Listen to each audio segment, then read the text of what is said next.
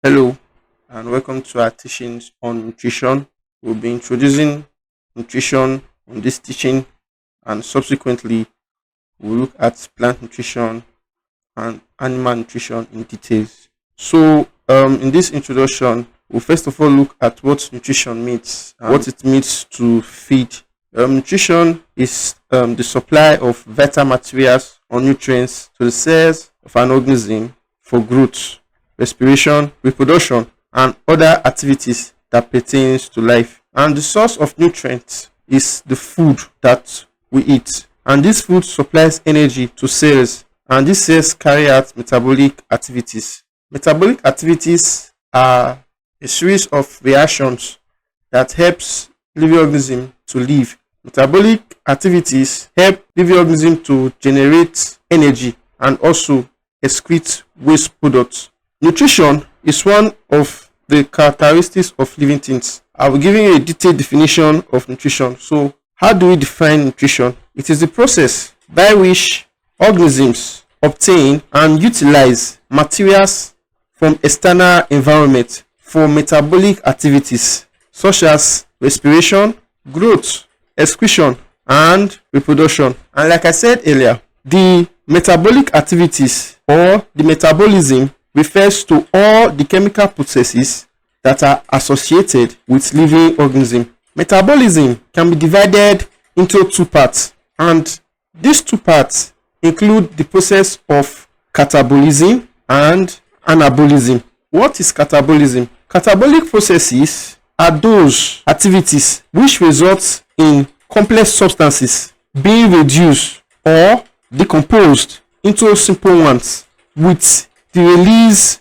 of energy which becomes available to the organism. In summary, we can say catabolism is the process of breaking down. Now, on the other hand, what do we mean by anabolism? Anabolic processes are those processes which result in the building up of complex substances with the absorption or storage of energy. In summary, also, we can say catabolic processes are the process of building up. And an important fact I want you to bear in mind is that metabolic reactions are controlled by enzymes, and there are numerous enzymes in the human body. We are going to be talking about the various types of nutrition. What are the types of nutrition? They include, in broad classification, number one, autotrophic nutrition. The living organisms that undergo this process of autotrophic nutrition are known as autotrophs or autotrophic feeders. From the word auto, which means self, autotrophic feeders can therefore be referred to as self feeders. The second type of nutrition is the heterotrophic nutrition, and organisms undergoes this process of heterotrophic nutrition are known as heterotrophic feeders or dependent feeders. We will be going in detail into the process of autotrophic nutrition.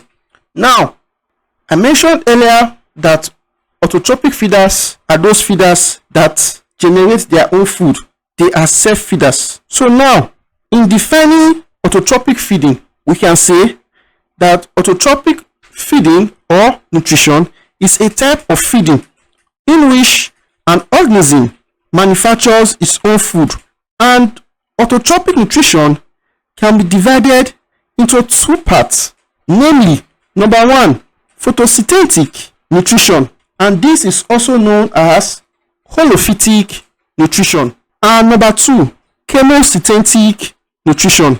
We'll be looking at the photosynthetic nutrition and chemosynthetic nutrition right now. What is photosynthetic nutrition? In photosynthetic nutrition, green plants are able to manufacture their own food, and they do this from simple inorganic substance in the presence of sunlight as external source of energy, in the presence of carbon dioxide, which is CO2, water, and chlorophyll. So photosynthetic nutrition happens in green plants. I'll be showing you a chemical equation to depict the process of photosynthesis. So in this chemical equation, we see that 6 molecules of carbon dioxide, CO2, combines with 6 molecules of water, H2O, in the presence of sunlight and chlorophyll to give a simple sugar, which is C6H12O6 and 6 molecules of oxygen. That is from this simple sugar you can see here that is from other food substances such as proteins, oils, and vitamins can also be manufactured.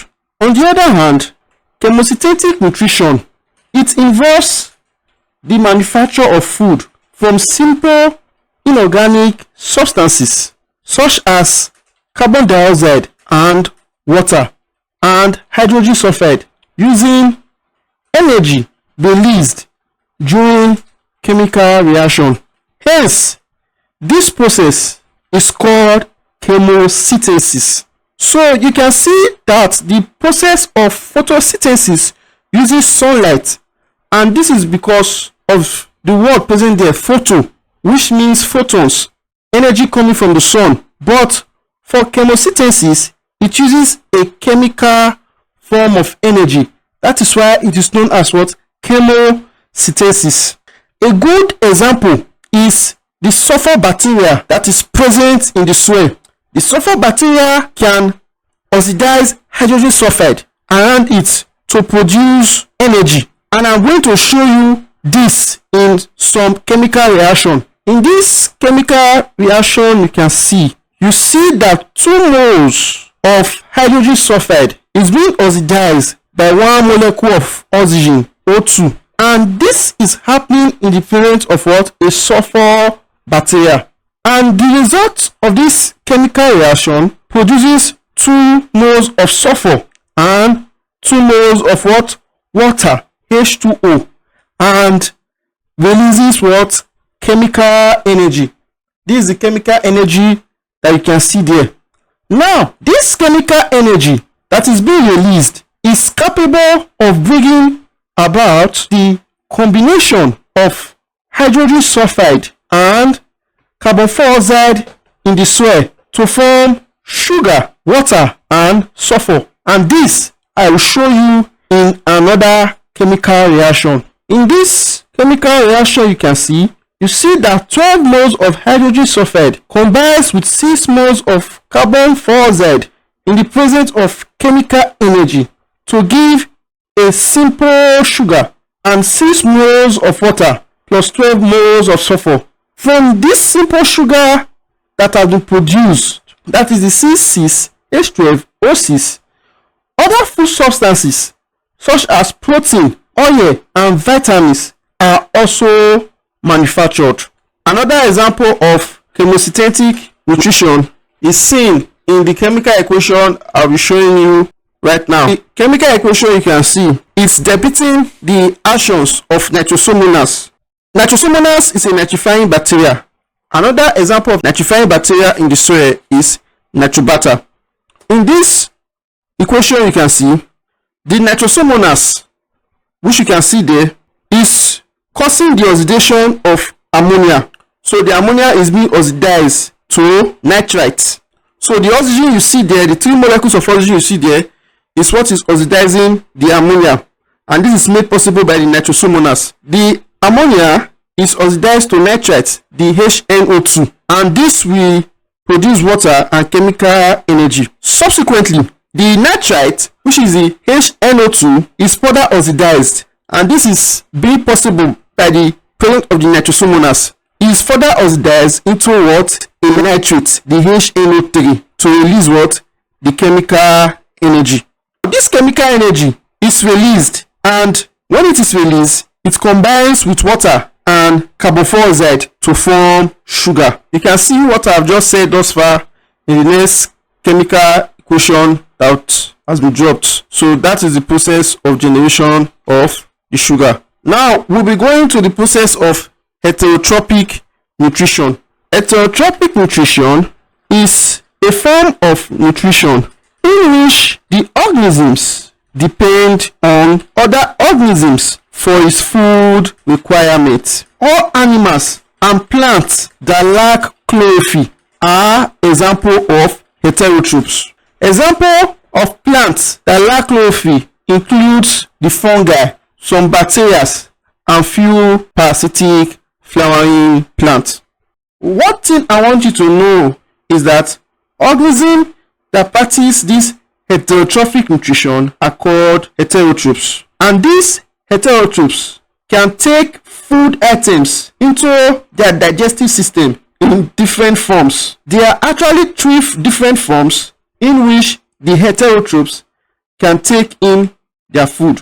For example, animals such as mammals that can take in large food items will need their teeth to help break down or masticate the food before it enters the digestive gut, and such animals are known as macrophagous feeders. Macro means large. They feed on large food items that need to be broken down with the aid of the teeth.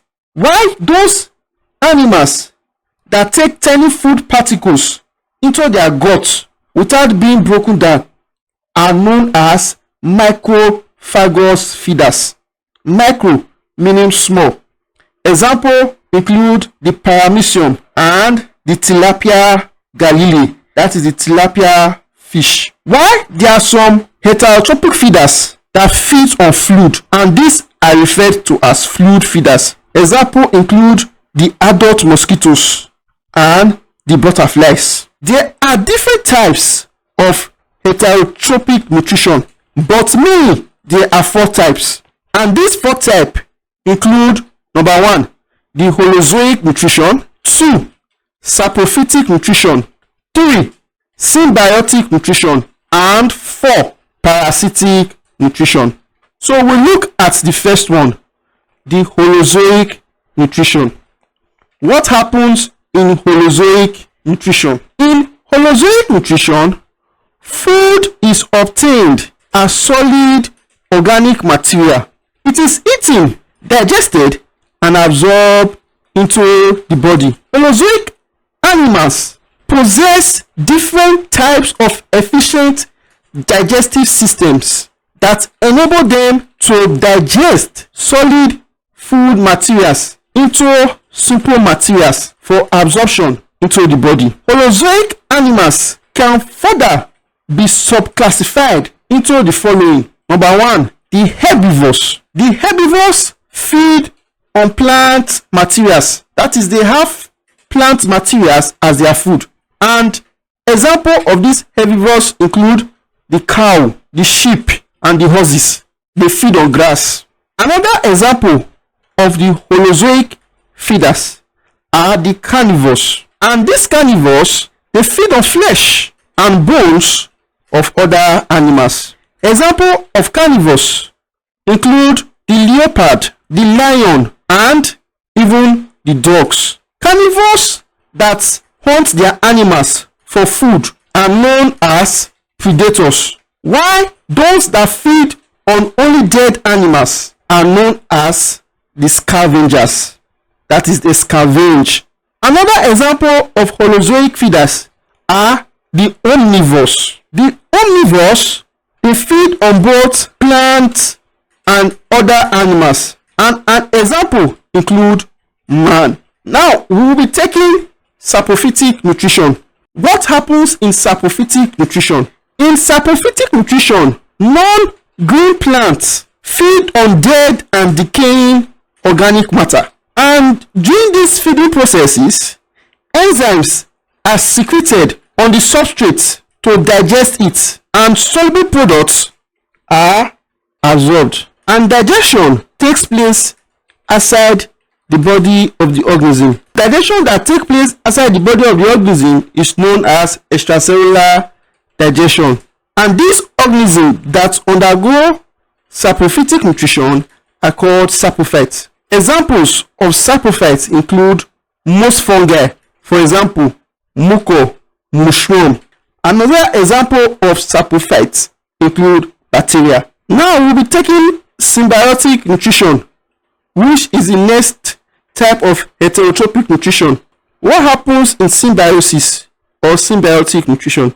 In this type of nutrition, two organisms of different species live together and they benefit from each other. Symbiotic nutrition is also known as what? Mutualism. Example of this is the association between an algae and a fungus in what we know as leaching. And in this association, each of the organisms have a function they do. For example, in this leaching, the fungus provides moisture, mineral salts, and support for the algae, while the algae manufactures food by photosynthesis for the fungus and itself. We can see the phenomenon of symbiosis or mutualism taking place in the leaching. Another example of symbiotic nutrition is found in the hermit crab and sea anemone. Yet another example of the concept of mutualism is seen in herbivorous animals and cellulose digesting bacteria that live in the caseum and colon of the herbivore. In the example of the hermit crab and sea anemone, what happens is that a hermit crab finds an empty snail shell and occupies it as a protective housing. It then carries the shell to anywhere it goes.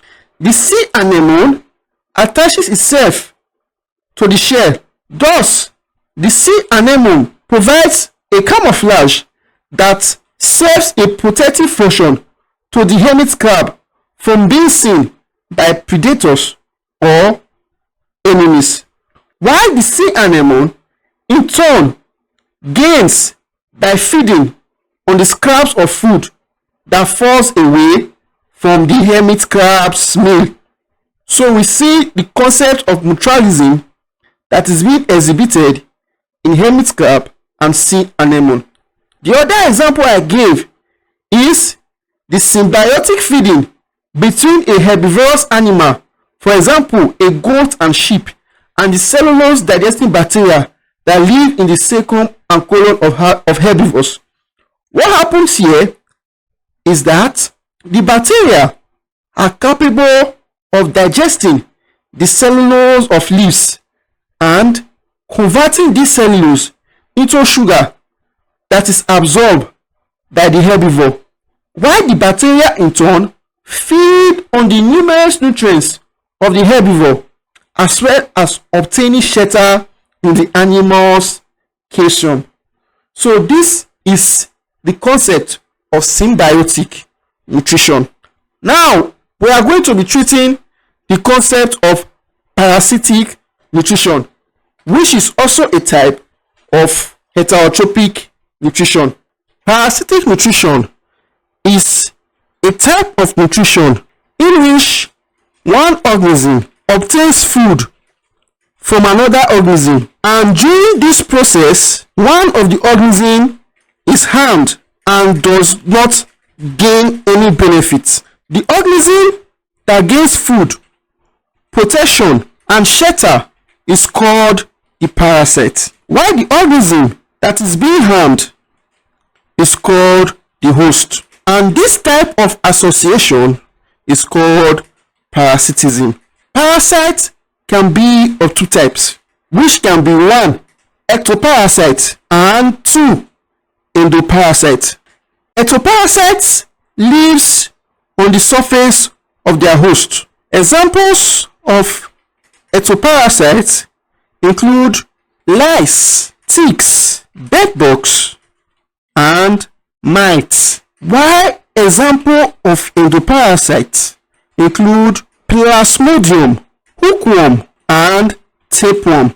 These endoparasites have special adaptations that enables them to survive within their host. A good example is the tapeworm.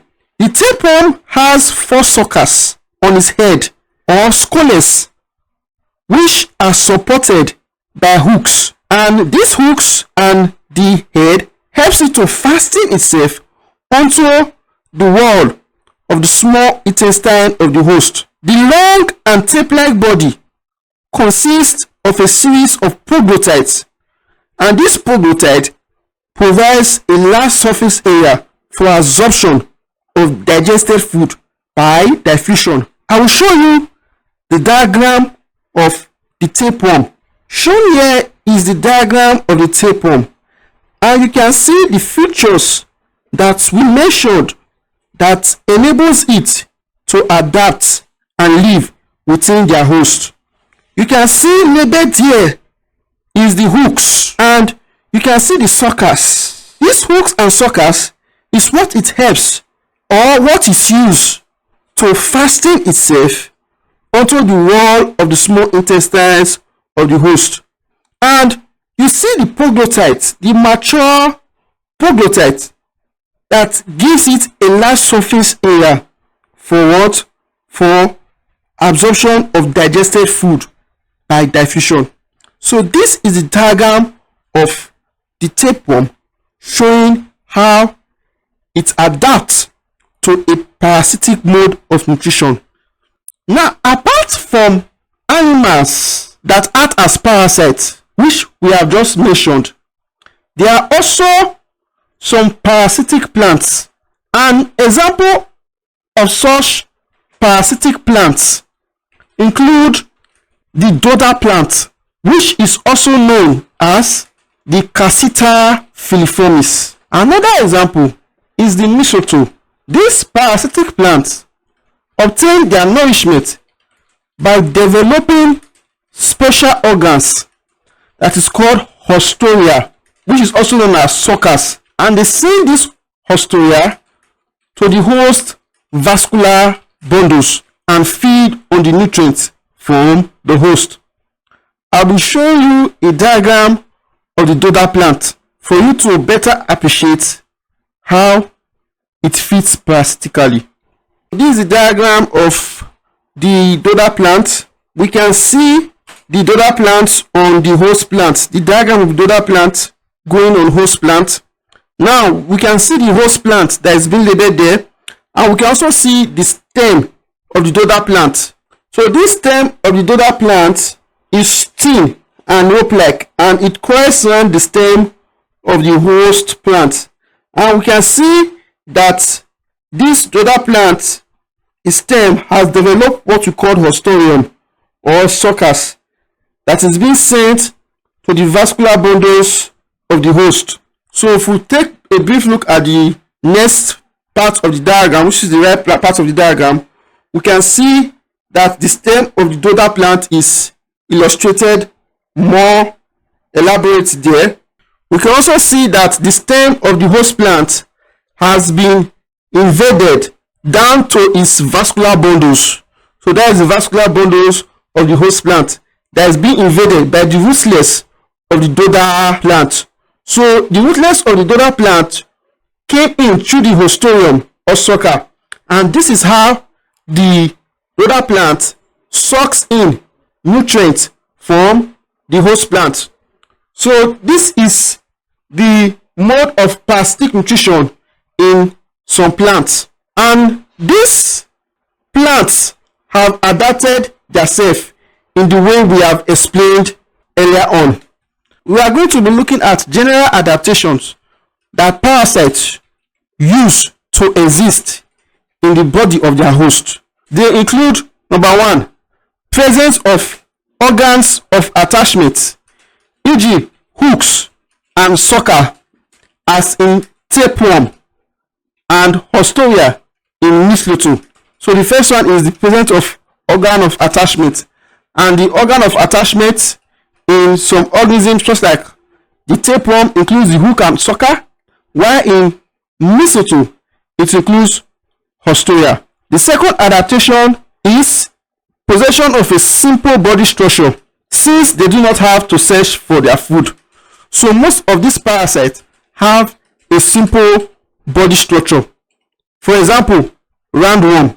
Another adaptation that parasites use to survive in the body of their host is resistance to digestion. An example is the intestinal worms like roundworms also.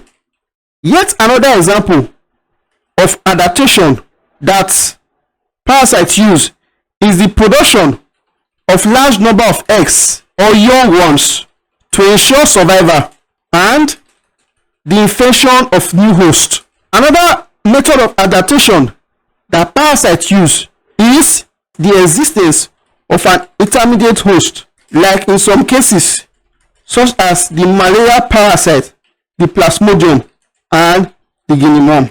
There are some plants that undergoes carnivorous mode of nutrition, and that's what we are going to be looking at briefly.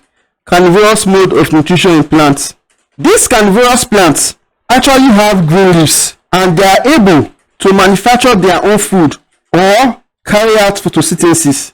They also have roots to absorb water and mineral salts from the soil.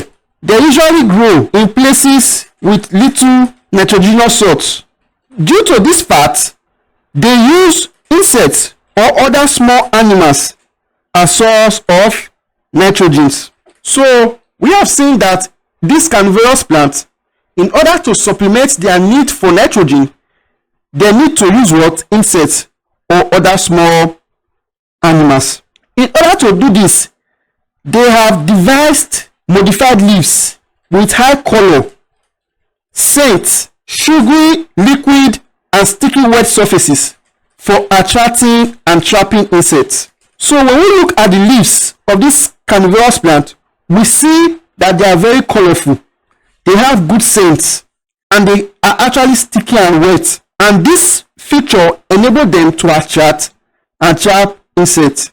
Now, once the insect is trapped, this plant will secrete an enzyme to kill and digest the insect. The soluble nitrogenous compounds in this insect will be absorbed or assimilated by the plant. These carnivorous plants, because they feed on insects, they are also called insectivorous plants.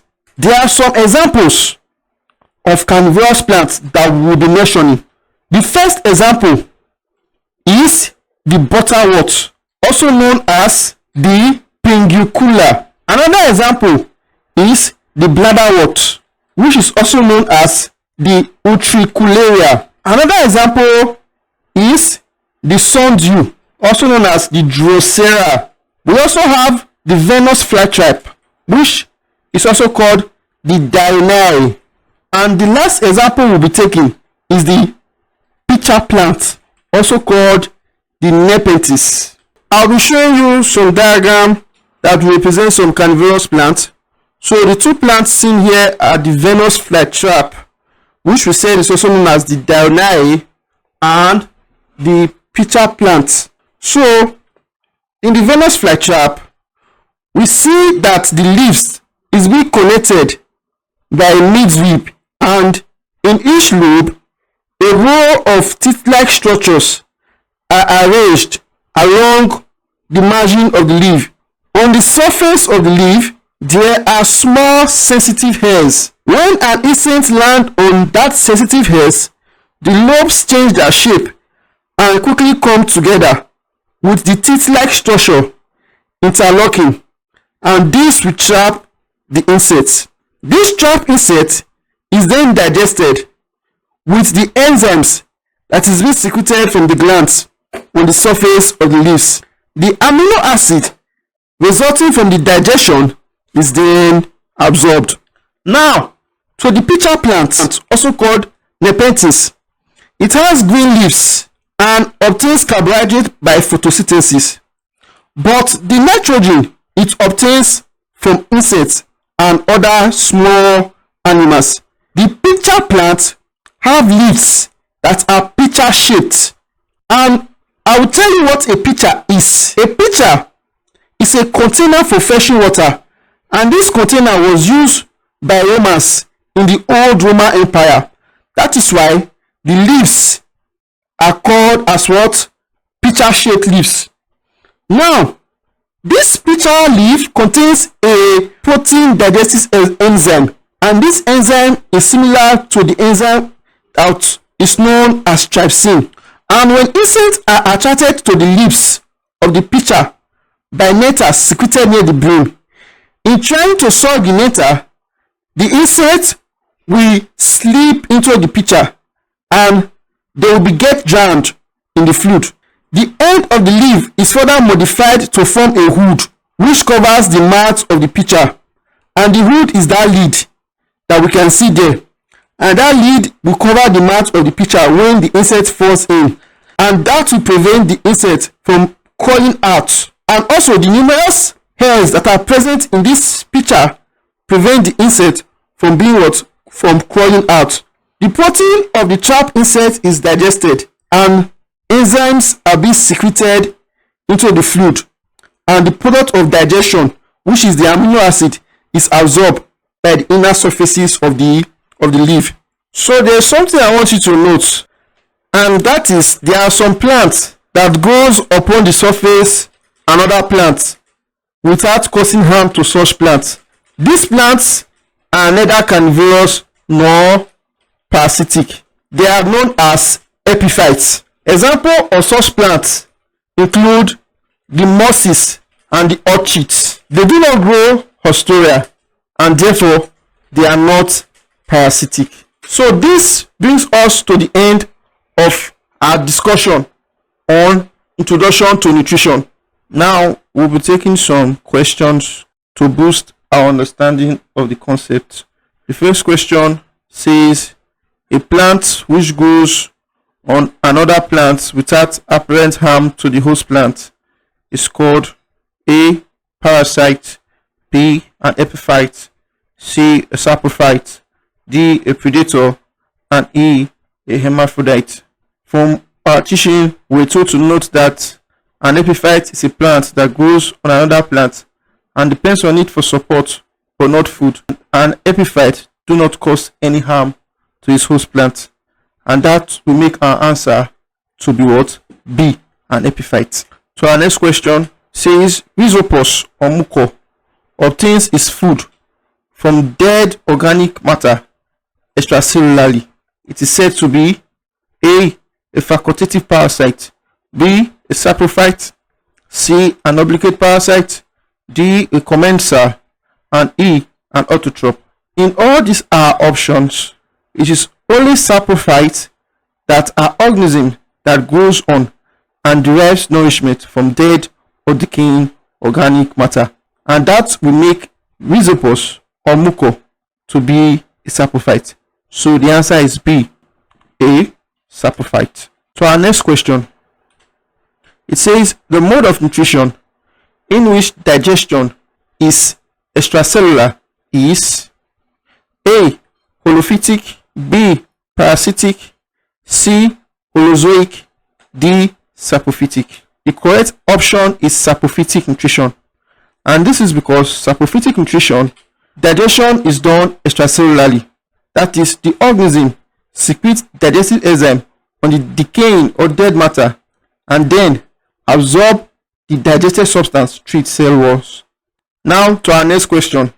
The mode of nutrition exhibited by a tapeworm is A, saprophytic, B, parasitic, C, holozoic, D, symbiotic. From our teachings, we find out that tapeworms are parasitic, and this is because they feed at the expense of their host. This will be our option to be parasitic. To our next question, it says the mode of nutrition of sundew and bladderwort can be described as A, autotrophic, B, saprophytic, C, holozoic, D, chemosynthetic. The answer to this question is C, holozoic, and this is because sundew and bladderwort are carnivorous plants. They possess special structures which they use to trap and digest insects. So this makes them holozoic in nature. So our next question, It says fungi are referred to as heterotrophs because they A.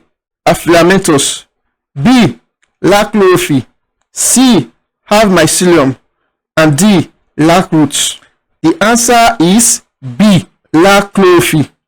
Fungi actually lack chlorophyll and they are unable to manufacture their food, and this makes them depend on other organisms for their food, and they are known as heterotrophs. To our next question, it says an example of a parasitic protozoa is A. paramecium, B. plasmodium, C. euglena, D. chlamydomonas. Our answer is B. plasmodium. Why? Because plasmodium is a parasite that is carried by mosquitoes and are transferred to human. When a mosquito carrying it feeds on human blood, the plasmodium feeds on the hemoglobin of the red blood cells, and during the process, it releases toxin that can cause malaria in human. Plasmodium is therefore a parasitic what? Protozoa. To our next question, it says, which of the following is an example of parasitism? A. a squirrel living in abandoned nest of a bird. B. mistletoe growing on an orange tree. C. fungi growing on a dead tree branch. And D. cattle egrets taking tax from the body of cattle. The answer is B. Mistletoe is a parasitic plant that derives its nutrients from its host plant and invariably harm the plant. We have come to the end of our question and answer session. Now we'll be dropping some exercise for you to try your hands on. This exercise we gotten from our textbook in Hidden Facts in Biology. You can see it in page 78 through 79 of the textbook. The answers are also at the back of the book. Thank you for listening and thank you for your time.